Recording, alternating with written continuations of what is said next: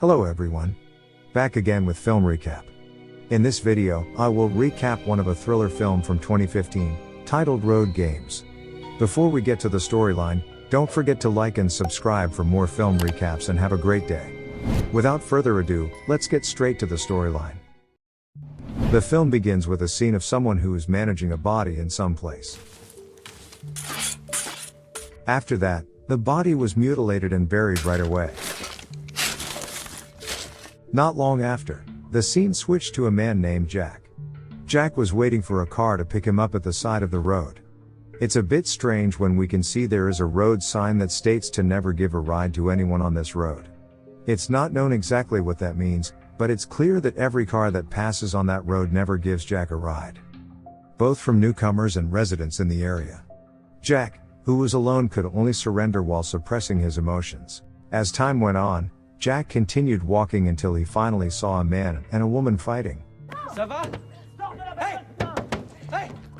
From there, the man immediately left the two of them in the middle of the road.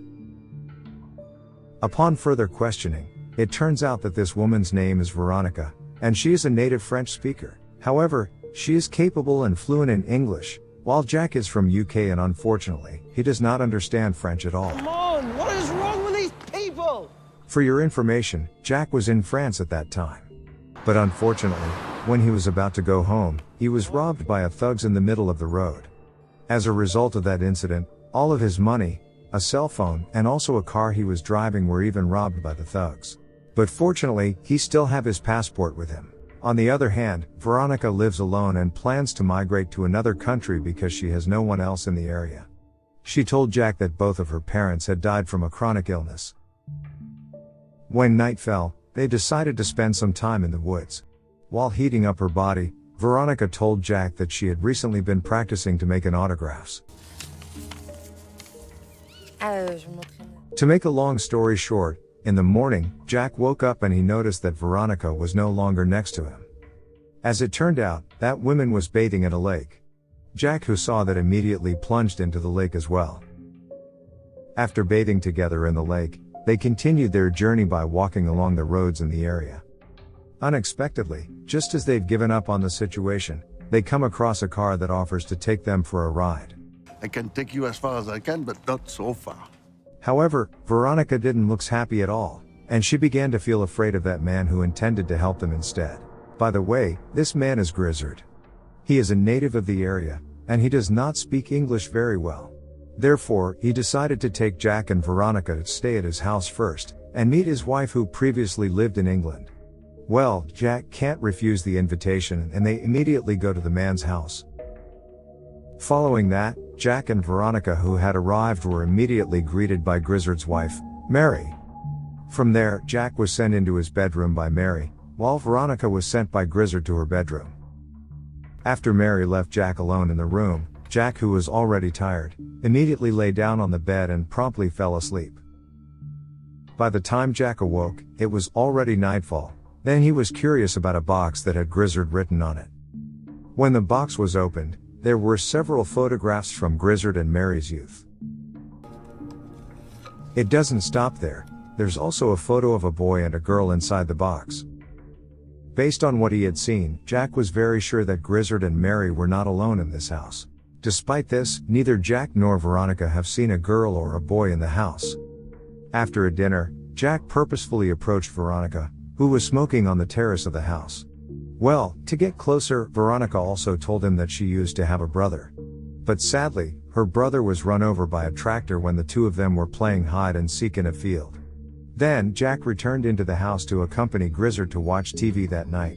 At that point, Jack said that he had to leave Grizzard's house as soon as possible because he had to go back to England to meet his family. Plus, Veronica also plans to migrate to other countries to continue her life there. Not long after that, Jack asked about Grizzard's children, but Grizzard strangely responded that he had no children at all. Then, Jack begins to wonder whose child is in the photograph that he had seen in his room earlier. Of course, Jack was surprised by Grizzard's statement. But he didn't want to bother and went to sleep right away. When Jack awoke the following day, he took a shower before leaving Grizzard's house. However, the situation in house that morning was strangely quiet. Aside from that, Veronica was not there either. Just when Jack started to overthink, Grizzard suddenly appeared while holding a hammer. À quoi ça? Je répare. Grizzard then said that Veronica had left earlier that morning, and she didn't feel comfortable to wake up Jack, who was asleep. From what Grizzard said, Jack became more suspicious of Grizzard's actions instead, even though Grizzard admitted that he had just finished repairing the cupboard door. In the end, Jack began to believe Grizzard's words after seeing a letter, written by Veronica before she left the house. Jack was upset after reading the letter. It's just probably for the best. Unexpectedly, from the letter, Jack began to realize that something was wrong. To be more specific, Veronica's autographs did not match what he had seen when they were stranded on the side of the road. Unfortunately, just as he was about to realize the oddity, Jack was suddenly beaten by someone until he fainted at that moment. When he woke up, he had already been moved to a pickup car, which we had also seen at the beginning of the film. From here, it turns out that Jack was deliberately tied and kidnapped by a middle-aged man named Delacroix. Well, Jack immediately realized that he was already in a psychopath's lair. Ces pauvres bêtes sont tellement amochées que je peux rien en faire. Et puis, parfois... Furthermore, Delacroix also didn't provide more information and even fed him a plate of food. And it turned out that all of the threats Delacroix gave to Jack were nothing more than bluffs. No! Mais non, bougre d'imbécile. He simply did it to stop Jack from fighting him at the moment. After that, the rope on Jack's hand was untied, and Delacroix then took a photo of him with a camera. I'm not sure what is the point of taking his photo. Delacroix then carried him back into the pickup truck while put a duct tape in his mouth. It didn't stop there. Delacroix also intended to anesthetize him with a syringe he had prepared. Luckily, just as Jack was about to get an injection, Delacroix's mind drifted to the stove, which was still burning and emitting smoke. From there, Jack immediately tried to escape as quickly as possible, and went as far away from the man's target.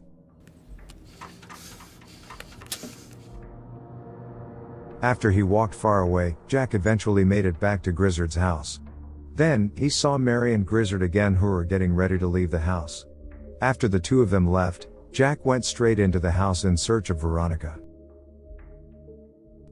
And sure enough, Veronica was locked up in one of the rooms. Without further ado, Jack released her right away. But unexpectedly, Grizzard and Mary had returned to the house at the time. That girl cannot leave this house. Fortunately, they both managed to run away from the house. However, their escape was then realized by Mary and Grizzard, who had started to panic. In the end, they couldn't escape since they were just running, compared to Mary and Grizzard, who were chasing them using the car. As a result, Jack and Veronica have no other choice and forced to face Mary and Grizzard. Veronica still not giving up at that time, she then immediately brought Jack to run away to a cabin. They then decided to hide in that cabin. But surprisingly, the cabin turned out to be Delacroix's cabin, and he had also arrived to the cabin. Qui est là? Bon, arrêtez vos conneries maintenant. Delacroix, on the other hand, was confused after Veronica showed herself in front of him. At that moment, Jack threatened Delacroix with a shotgun, until he slipped and was stuck in a sharp iron. It's not known what Veronica was planning there, but it is clear that she has hidden Jack with a tarp. Moreover, Veronica was still not satisfied with Delacroix's death. She then stabbed a knife into his chest. After that, Grizzard and Mary entered the cabin. Grizzard then immediately spoke in French with Veronica. In French, Veronica referred to him as Dad. Mais tu vas jouer avec moi, papa, n'est-ce pas? In fact, he'd still be able to imagine the form of Veronica when she was a child. In other words, Veronica had been lying to Jack the whole time. Same goes to Grizzard, who had told Jack he didn't have a child despite the fact that Veronica was his daughter. At this point, it was revealed that Veronica was a serial killer who could kill anyone for no apparent reason. Moreover, Veronica had also brutally murdered her younger brother, and mutilated him after they had just finished playing hide and seek. So that's why at the beginning of the film, we are shown a body victim and a person who did it, and that person turns out to be Veronica. But unfortunately, since Jack had gone mad with this situation, he no longer wanted to listen to Mary and Grizzard's explanation, which is in fact their Veronica's parents. Unfortunately, Mary, who was just wanted to tell Jack in English words, was immediately beaten by Veronica until she fainted. Then, only Grizzard remained at that point. Grizzard couldn't do anything else at the moment, and he also had no other choice and could only just give up after being left by Veronica and Jack. Before the film ended, Veronica took Jack away from the country with a happy smile on her face, while Jack himself felt the same way.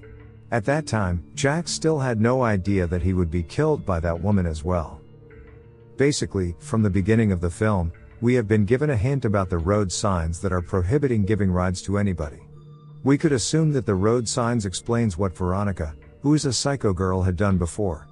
She had also tried to run away from her parents for many times. Until Grizzard was forced to put up the signboard, so that his daughter would not being offered a ride out of the area. It didn't stop there. Grizzard and Mary done it because they didn't want their child to be imprisoned. On the other hand, they also don't want any more deaths which keep increasing every month. Therefore, Grizzard is willing to pay Delacroix, who works as a butcher, to drug Jack and take him to a port. Honestly, I wonder why Grizzard, Mary or Delacroix didn't tell Jack right away that Veronica was a murderer. Well, when I reflect back to the earlier scene, I believe they already knew that Jack would have more trust in Veronica, who had played victim from the beginning, and told her stories to Jack. Okay guys. That's all the recap for the Road Game 2015. Thanks for watching. See you again in the next video.